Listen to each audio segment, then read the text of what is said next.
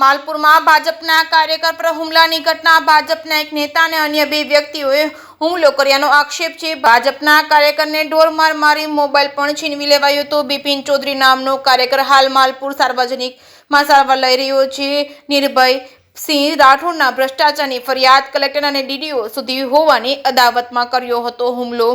અગાઉ પણ 2 વાર કાર્યકર પર હુમલા થઈ ચૂક્યા છે। રસ્તામાં રોકીને કહી દીધું હતું, તું ભ્રષ્ટાચારની ફરિયાદો કેમ કરે છે, સરપંચમાં કેમ ઊભો રહ્યો છો તો તેવું કાર્યકરે જણાવ્યું હતું। ઢોર માર મારી હાથ પગ તોડી નાખી ઈજાઓ પહોંચાડી છે। જેકે સિંગોદતી સાથે ભરત ઠક્કર ડીસા જેકે સિંગોદતી સાથે મયુર પોકાર માલપુર। બોલો શું થયું? હું 4 વાગે મોડાસા પ્રબુદ્ધ નાગરિકોની મીટિંગ હતી ટાઉન હોલમાં મોડાસા ભારતીય જનતા પાર્ટીની, ત્યાં હતો। ત્યાંથી 5:30 મીટિંગ પતી, ત્યાંથી હું નીકળ્યો। વરસાદ ફૂલ ચાલુ હતો। ત્યાં ગોવિંદપુરથી સુંદરપુર વચ્ચે ત્યાં અમે વરસાદ ચાલુ હતો, ધીમી ધીમી જતા હતા, ત્યારે સામે બ્લેક કલરની થાર રાઠોડ પિતેશસિંહ અરવલ્લી જિલ્લા પંચાયતના ઉપપ્રમુખ નિર્ભયસિંહ રાઠોડના નાના ભાઈ પ્રિતેશ રાઠોડ અને એના 2 જોડીદાર પાંડોર રમેશભાઈ પ્રતાપભાઈ પાંડોર, શિવાભાઈ પાંડોર ઉર્ફે લાલુ, આ તઈને ગાડી મારા સામે લાવી દીધી, પણ સીધી ગાડી મારી દીધી મારા ઉપર અને સીધા ગાડીમાંથી ઉતરીને મારા પર હુમલો કરી દીધો।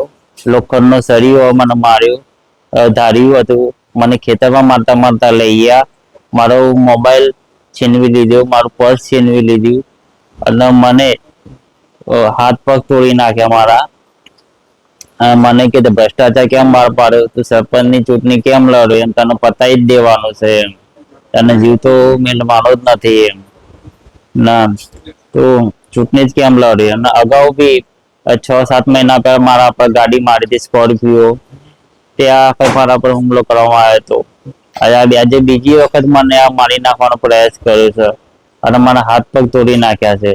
અને અરવલ્લી જિલ્લા પંચાયતના ઉપપ્રમુખ નિર્ભયસિંહ તમારી જોડે મિટિંગમાં જતા, ત્યાંથી એમની મારા પર વોચ રાખી હતી, આબુ નીકળ્યો છે એમ, અને મારા પાછળ ગાડીઓ આવતી હતી, હું ધીમે ધીમે આવતો હતો, મને શંકાસ્પદ લાગ્યું હતું કે મારા પાછળ ગાડીઓ આવું છે, તો હું ધીમે ધીમે આવતો હતો।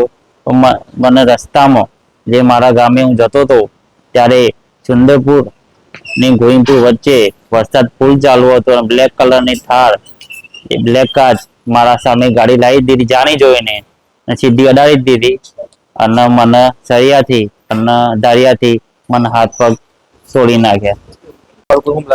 અગાઉ બી મારા પર હુમલો થયો હતો, ત્યાં આગળ મેં ફરિયાદ કરી હતી, ત્યાં આગળ મને ત્યાં જો એવિડન્સ માંગતા કે એવિડન્સ લઈને આવો એમ, ત્યાં સુધી મેં એસપી સાહેબ સૈફ અલી બારવા સાહેબને બી વાત કરી હતી, પણ મારી જોડે એવિડન્સ નહોતું, ત્યાં લોકોએ ફરિયાદ લીધી નથી એમ।